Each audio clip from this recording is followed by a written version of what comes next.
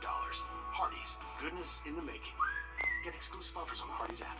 Your safety comes first with the First Alert Radar Network. First just got faster.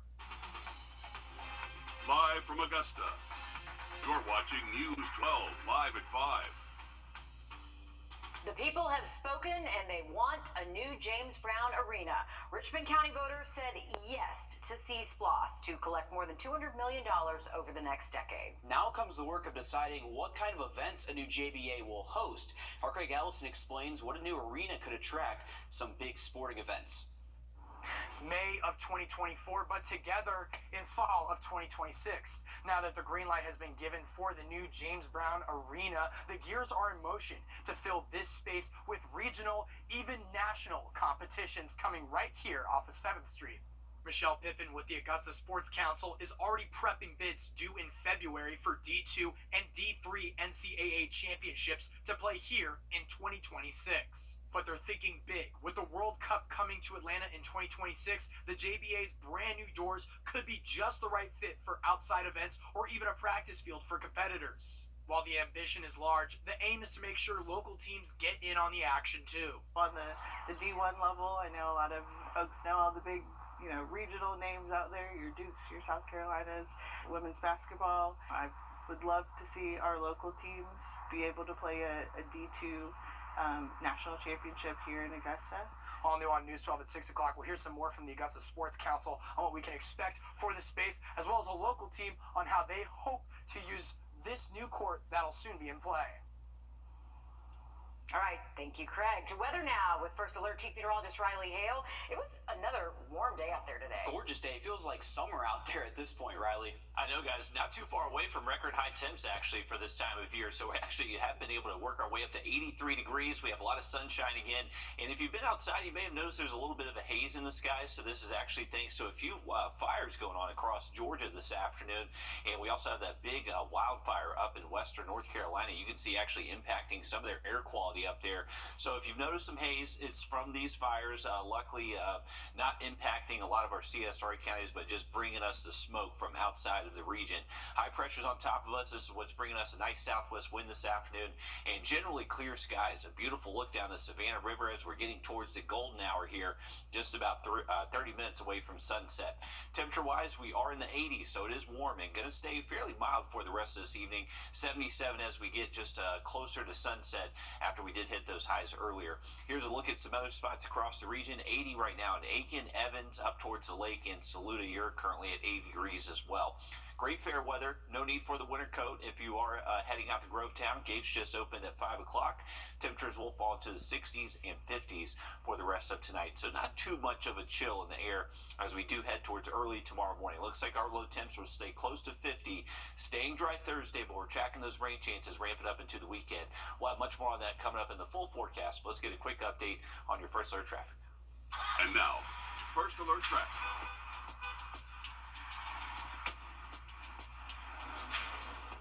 All right, taking a current look at Riverwatch Parkway in Alexander and Cabela Drive, and just take a look at this Riverwatch Parkway traffic. Wraps all the way around the corner there. So we are looking at a lot of traffic coming from downtown towards the interstate.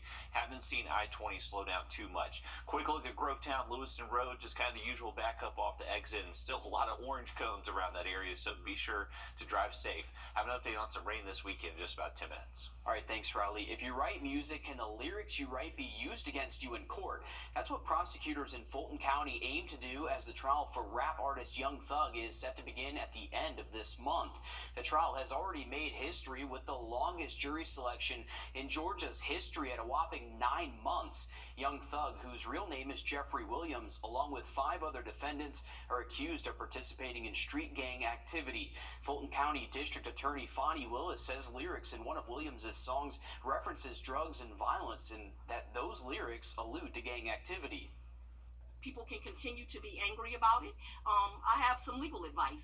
Don't confess to crimes on rap lyrics if you do not want them used, or at least get out of my county. Since the late 1980s, prosecutors in more than 500 criminal cases have used artists' lyrics as evidence against the artist in court. Some U.S. lawmakers are working to pass legislation that would limit the use of lyrics being used as evidence in court by making prosecutors prove that the lyrics are not exaggerated or fictional. Here's some news your wallet can use. Georgia Governor Brian Kemp is extending his gas tax suspension now for a third time. It was set to expire this Saturday, but now you'll be able to keep saving about 30 cents per gallon up until November 29th. Now, all this started back in October as a way to give drivers some relief at the pump amid sky-high inflation. Governor Kemp says he's extending it because of the Thanksgiving holiday travel season. And here's a look at AAA's gas map for Georgia. The national average today, $3.40 per gallon. In Georgia, the national average is just $2.81 in Georgia. Average prices across most of our counties, they're lower than the state average, so pretty good. Not complaining about that.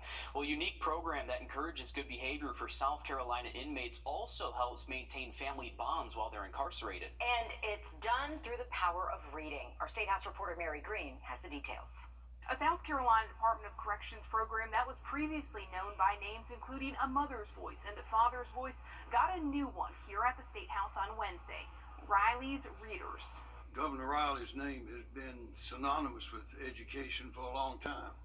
And I think there's no more appropriate name for this program. The program is now named in honor of former U.S. Secretary of Education and South Carolina Governor Dick Riley, who was at the State House to mark the occasion. The initiative was developed in 2016 by a group from the Riley Diversity Leadership Initiative at Furman University that included Corrections Director Brian Sterling. Through it, inmates in all 21 South Carolina prisons can record themselves reading bedtime stories to their children living on the other side of the prison walls. Then the children receive the books with the recordings of their parents' voice inside. It bridges the gap between the preschool children and their parents who are in prison, while also reinforcing the importance of reading itself. Sterling says programs like this are needed to reduce recidivism in South Carolina, including by keeping hope alive for what life can be like after inmates serve their time. Education is vitally important to stopping the cycle of incrimination, and then it's also vitally important to returning safely to society for that job, for that future, for that connection to society. And nearly 500 books with recordings have been given to inmates' families since this program started, all of them funded through private donations. Reporting from the State House, I'm Mary Green. Sterling says to his knowledge, this is the only program of its kind in any state prison system in the country. To participate in the program, inmates have to be discipline-free for at least 6 months. The Biden administration is proposing changes to private Medicare health plans. The goal is to make seniors aware of the extra benefits available to them. Medicare Advantage plans have grown to cover nearly 31 million people, or half of all Medicare users. The proposed changes are being issued during the annual Medicare enrollment, which runs through December 7th. A final version would take effect sometime next year. Live at 5, we are dipping in now to the Columbia County Fair in Grovetown. Gates just opened up at 5 o'clock, and as you can see, it looks like a lot of fun. It looks like our reporter, Taylor Martin, We're about to go on a ride here, is folks. on a ride, the Caterpillar roller coaster. This looks like Okay, fun put here. your hands up.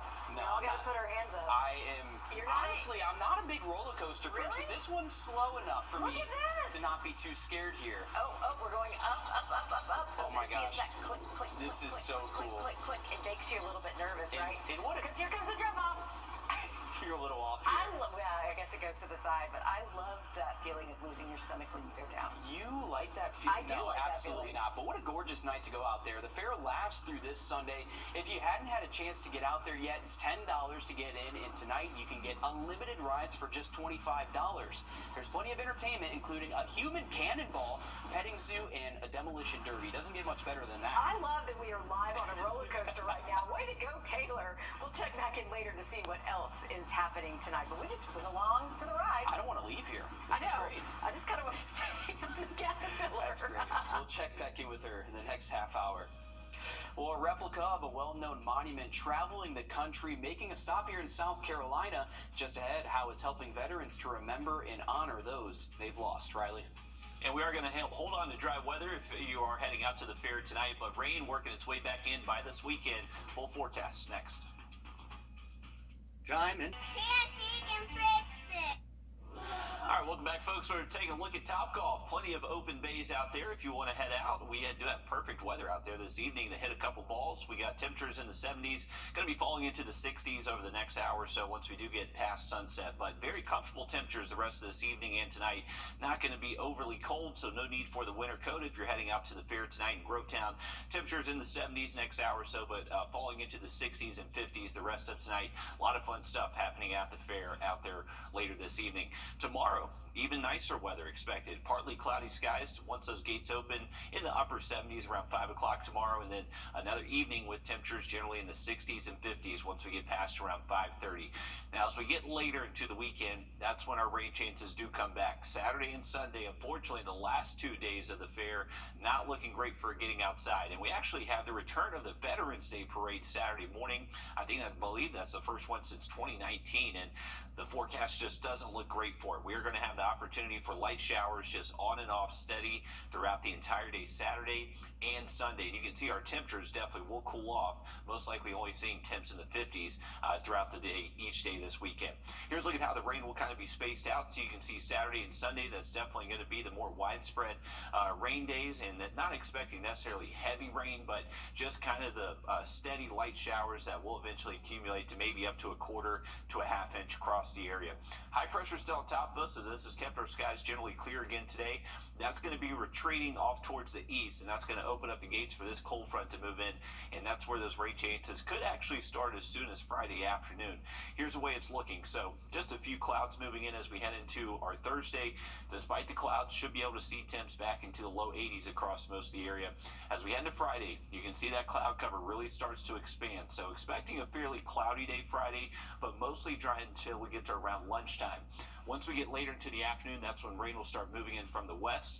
We'll start to see more widespread rain, especially as we head into late Friday night and early Saturday morning. Take a look at this. Early Saturday, we have widespread steady rain with temperatures in the upper 40s and low 50s, and then that rain is just expected to stay pretty steady most of our Saturday. Looking at our two global models, these go out a little bit further in time than that one we were just looking at.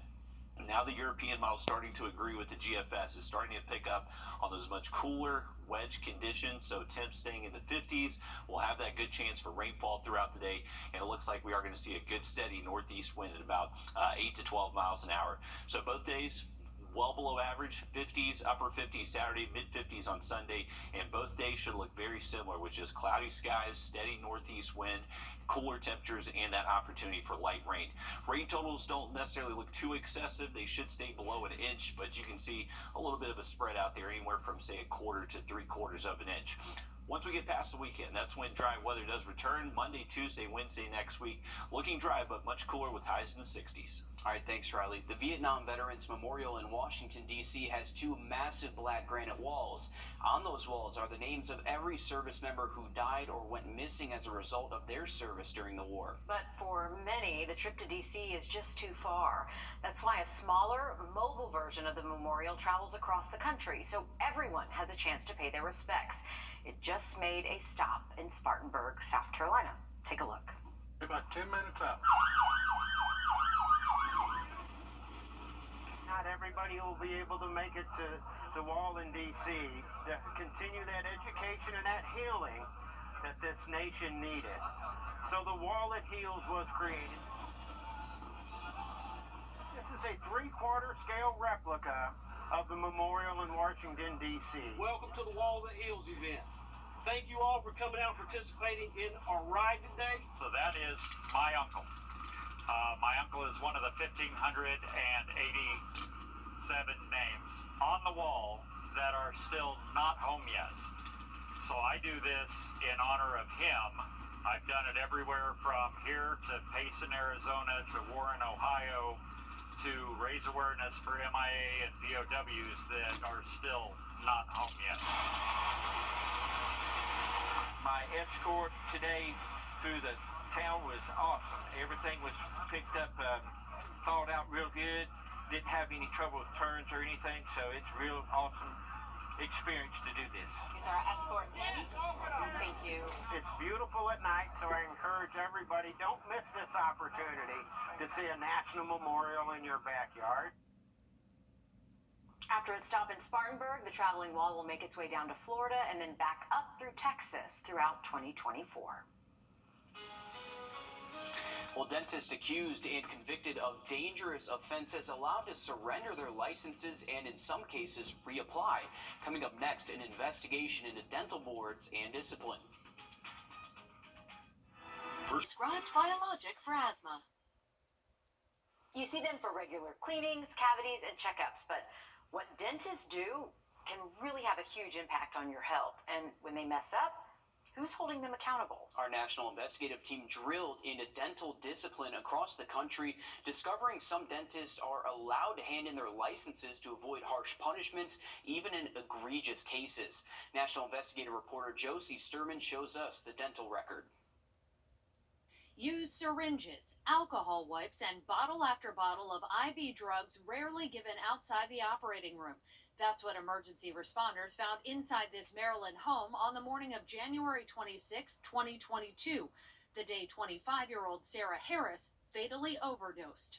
I knew on the phone when he told me, I knew he was responsible for it. The he in this tragic story is dentist James Ryan, the picture of professionalism in this promotional video touting his oral surgery clinic on YouTube. I'm James Ryan. Sarah Harris was first a patient in this smile-filled practice, then an employee, and eventually Ryan's girlfriend.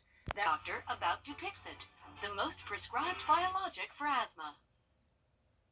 You see them for regular cleanings, cavities, and checkups, but what dentists do can really have a huge impact on your health. And when they mess up, who's holding them accountable? Our national investigative team drilled into dental discipline across the country, discovering some dentists are allowed to hand in their licenses to avoid harsh punishments, even in egregious cases. National investigative reporter Josie Sturman shows us the dental record. Use syringes, alcohol wipes, and bottle after bottle of IV drugs rarely given outside the operating room. That's what emergency responders found inside this Maryland home on the morning of January 26, 2022, the day 25-year-old Sarah Harris fatally overdosed. I knew on the phone when he told me, I knew he was responsible for it. The he in this tragic story is dentist James Ryan, the picture of professionalism in this promotional video touting his oral surgery clinic on YouTube. I'm James Ryan. Sarah Harris was first a patient in this smile-filled practice, then an employee, and eventually Ryan's girlfriend. That relationship turning the aspiring model into an addict, and the prominent dentist into a prisoner, convicted of second-degree murder. He's a monster. Evil. Ryan's sinister acts, prosecutors say, included continuously supplying Sarah with potent injectable drugs diverted from his practice over the course of their year-long relationship, with text messages showing he even injected the former pageant queen with ketamine while she was sleeping. Every bit of light that she had in her, he destroyed it. But just days after Dr. Ryan was criminally charged with murder, the state dental board that's supposed to hold him accountable professionally made a surprising decision. What was your reaction to finding out that the dental board let him surrender his license? My blood boiled. I was furious. Rather than revoke or even suspend Ryan's license, Maryland's dental board allowed him to voluntarily turn it in. A move records show even gives him the option to try and get it back in just 2 years. On what planet is that not enough for them to say, you know, okay, this is, we're going to need to go ahead and revoke this because this is absolutely disgusting. But not entirely uncommon.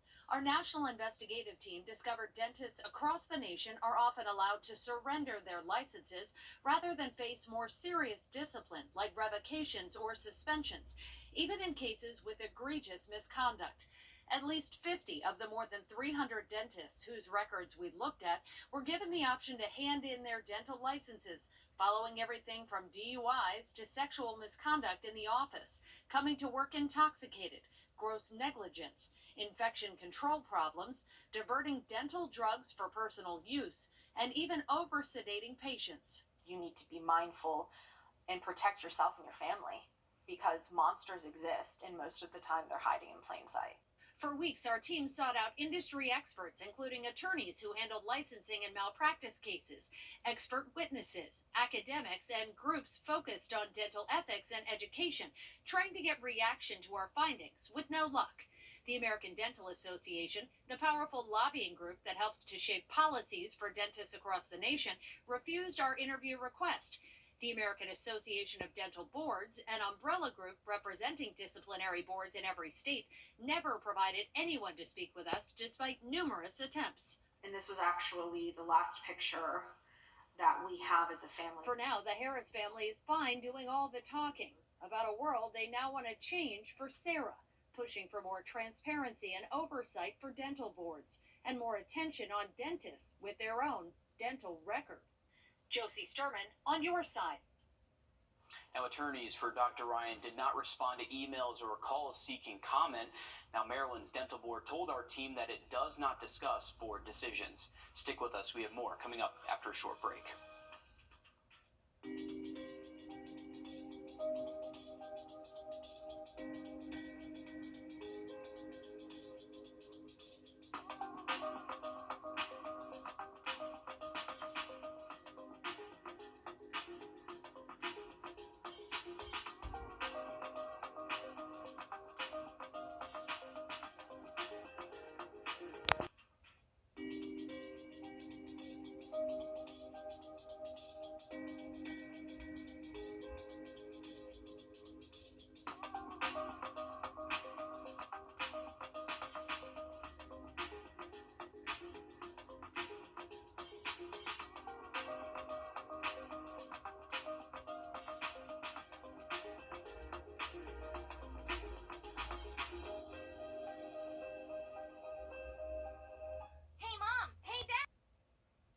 Do you think you get a lot of robocalls and telemarketing calls?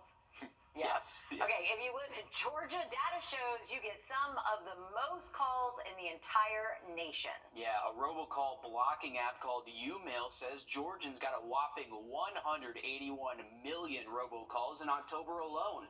To put that into perspective, that's nearly 6 million calls made every day, 243,000 made every hour, and 67 made every second, with the average person receiving about 20 calls there. The region with the highest rate of calls was Atlanta's 404 area code. If you want to stop these calls from blowing up your phone, you can register for the Do Not Call list. You know what? They're calling you about your extended car warranty. Oh, I feel like even when you sign up for that list, you're still getting calls from all over the place. Honestly, the time I signed up for it, I felt like I got more calls. It's almost like putting a target on your back. Exactly. And they disguise themselves like matching your area code too. So it's like, is this a real person trying to contact me? I usually just let it go to voicemail though. Hey, we got a beautiful sunset. This is a live look from our Beach Island camera. Clear skies, and yes, we are close to sunset here just before 5:30, but we got a nice evening on taps. Temperature currently in the 70s, and we should stay in the 60s and 50s at least through around midnight. By daybreak, low temps near 50. We should hang on to dry weather Thursday, but rain moves in as we head late into the week, and especially by this weekend. Stick with us. We're going to have much more on Live at 5 just after a short break. Introducing the First Alert Radar Network. With up to 10 times the resolution of other local radars and technology that can pinpoint right down to your street. First just got faster. Get Black Friday savings now at Ashley. Featured finds for every room up to 50% off, like this sofa and love seat, now just $6.99. Plus, save up to 20% off store-wide and get up to 5 years interest-free with no down payment. In-store only at Ashley. Popeye's new sweet. $100 off Tempur-Pedic, plus up to $900 off Purple and